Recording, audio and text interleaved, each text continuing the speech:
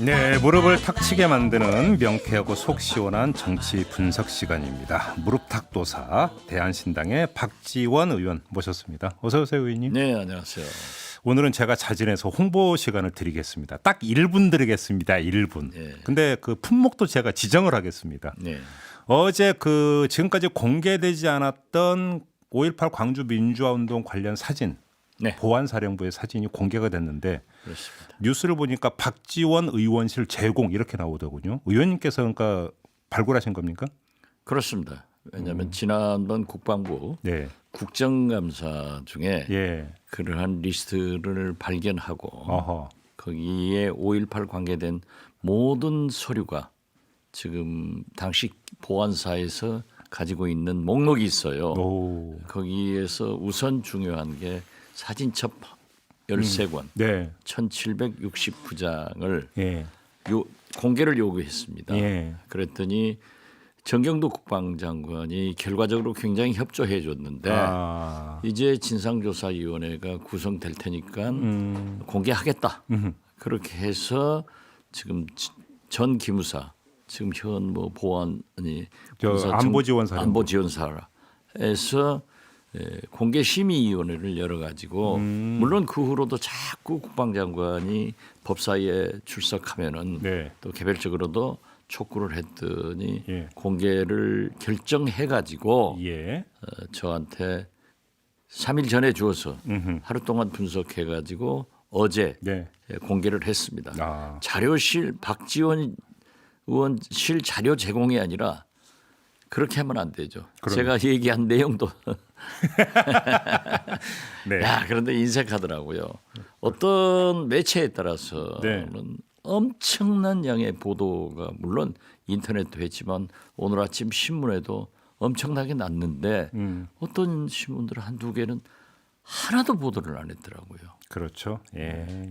이것이 이제 오늘의 대한민국의 어떤 한 사회 단면이다. 그렇죠. 5.18마저도 이렇게 생각하는가. 그러게 하고 말입니다. 나니까 아침 신문들을 보니까 저도 기분이 야 이건 아니다 하면서 좀 그러니까 찝찝합니다. 예, 보수 진보 성향의 뭐 이런 걸 떠나서 모든 언론이 이구동성하는 게 우리의 사명은 진실 추구다, 진실 탐구다 이런 그렇죠. 얘기는 예. 그렇잖아요. 근데 입을 싹 씻어버렸다. 아니 그리고 어떻게 됐든 그 많은 사람들이 군부에 의거해서 학살됐지 않냐고요. 네. 그러한 사실을 역사에 밝히는 중요한 자료인데 그 사진에는 이 일시 장소가 다 명기돼 있어요. 네. 그렇기 때문에 이제 학자들이 또 전문가들이 보면은 그 진상 규명에 상당한 도움이 될 것이다.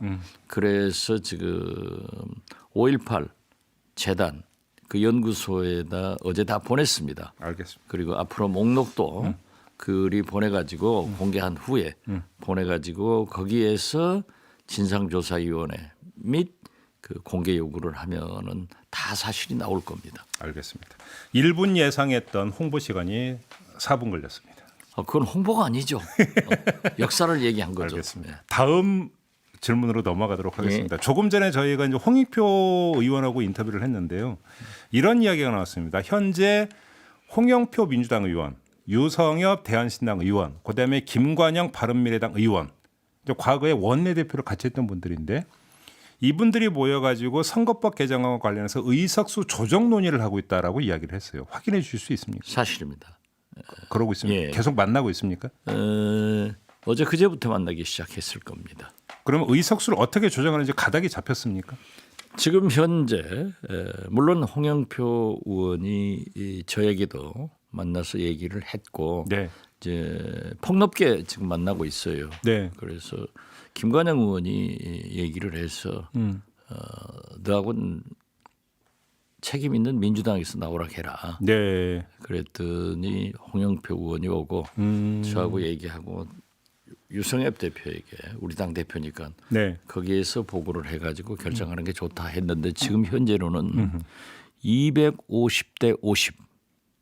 오, 그래요? 그러면 지금 현행 그 저거고 거의 뭐 3석 차이인데 그게 뭐 개혁이라고 할 수 있어요, 그러면? 물론 그렇지만은 예.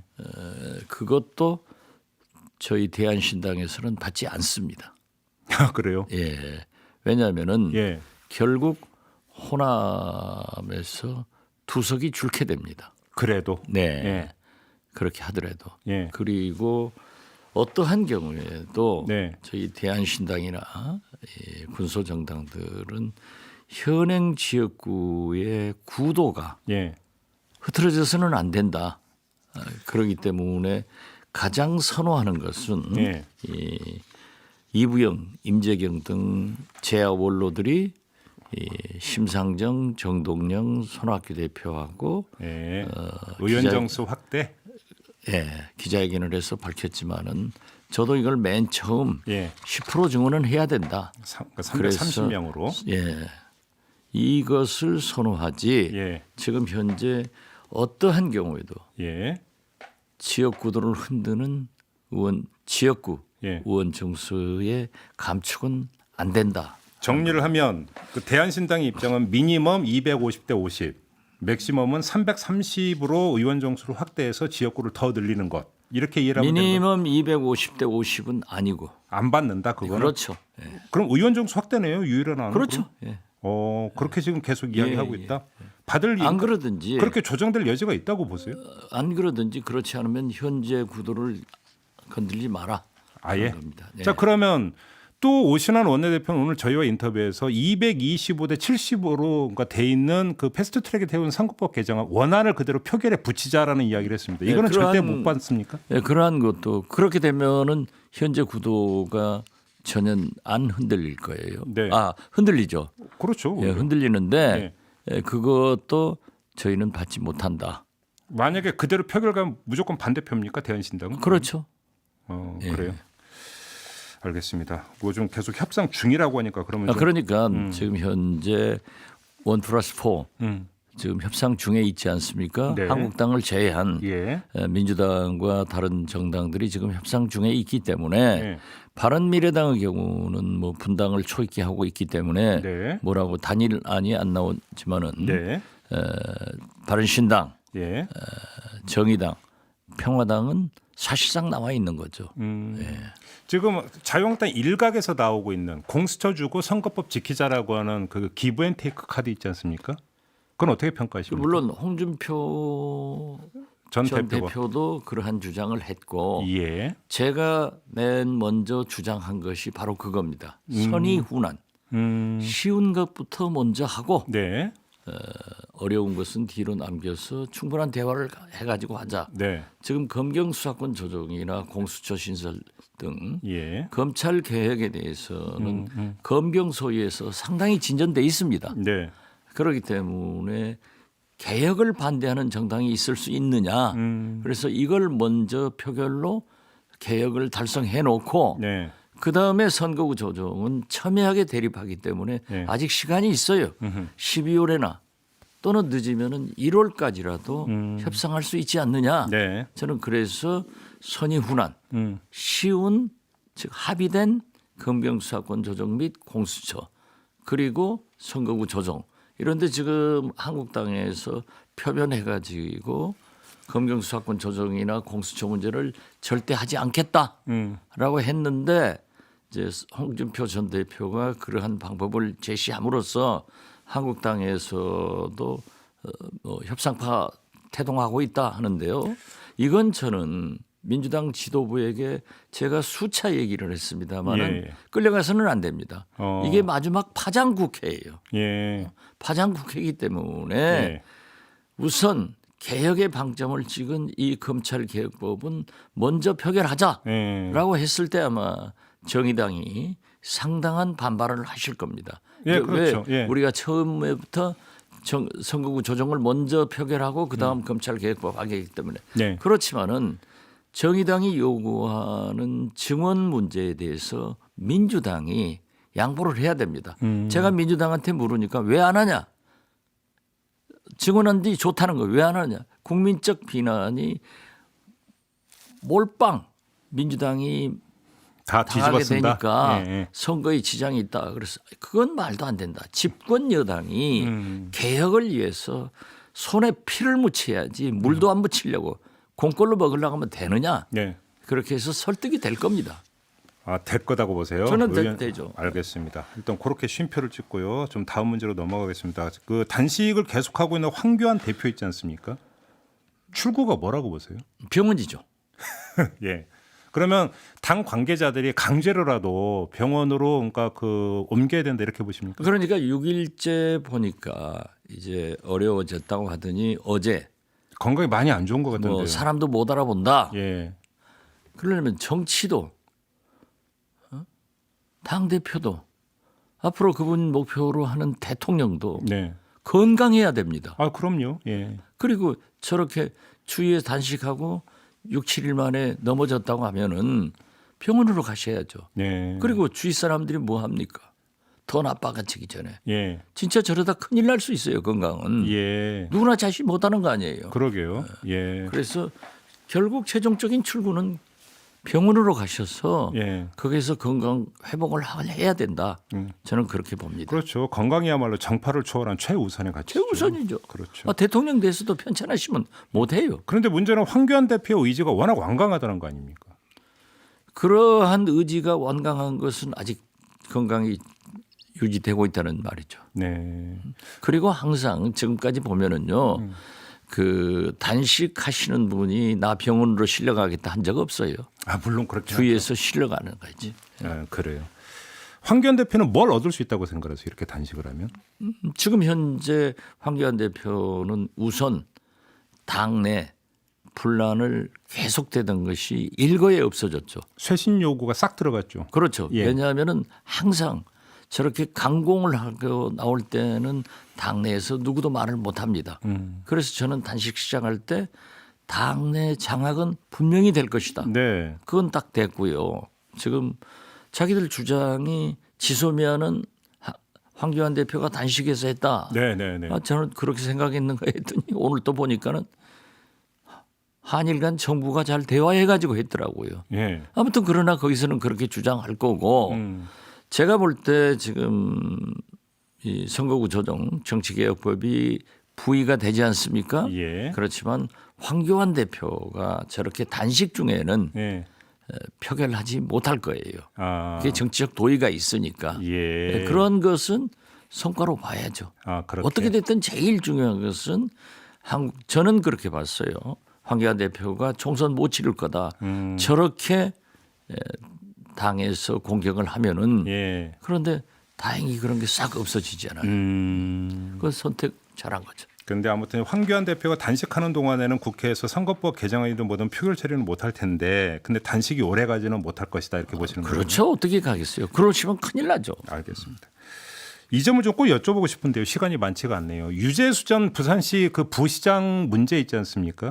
이 문제가 어디까지 불똥이 튈 거라고 전망을 하세요? 글쎄요. 언론 보도 내용을 보면은 예. 윗선이 있고 뭐 정권 실세 이런 이야기가 나오고 있습니다. 그렇죠. 예. 그 윗선에 윗선이 있다. 네. 이렇게 나와서 굉장히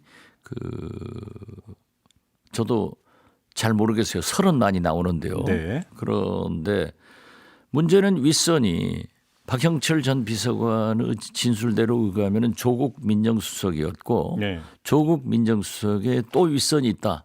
그렇죠. 하니까 이제 거기가 미국인데요. 말은 나오더라고요. 이분 저분 한 두 분 이름은 예. 나오는데 예, 맞아요. 예. 제가 볼 때는 또 유시민 노무현재단 이사장은 알릴레오를 통해서 예.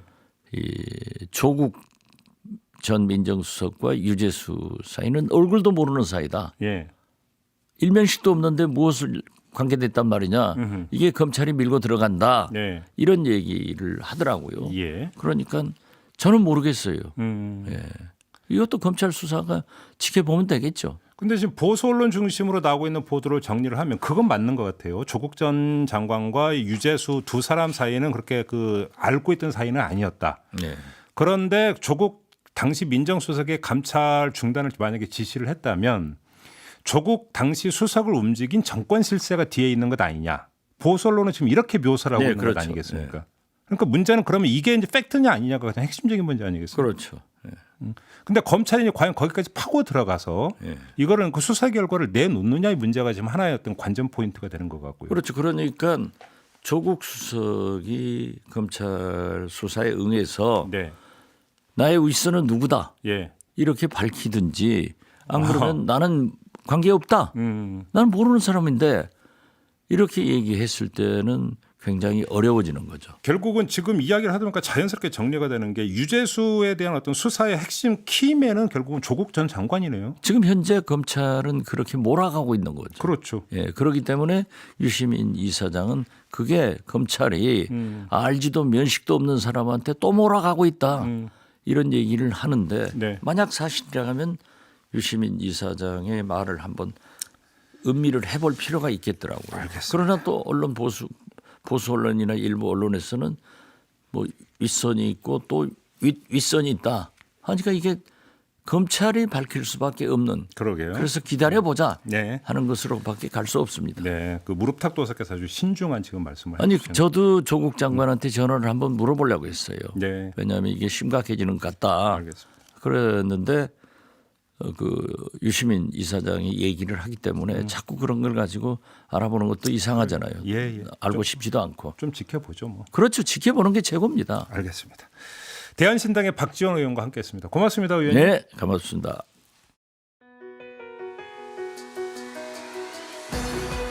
이슈의 핵심을 꿰뚫는 예리한 시선, 믿고 듣는 진품 시사 김종배 시선 집중.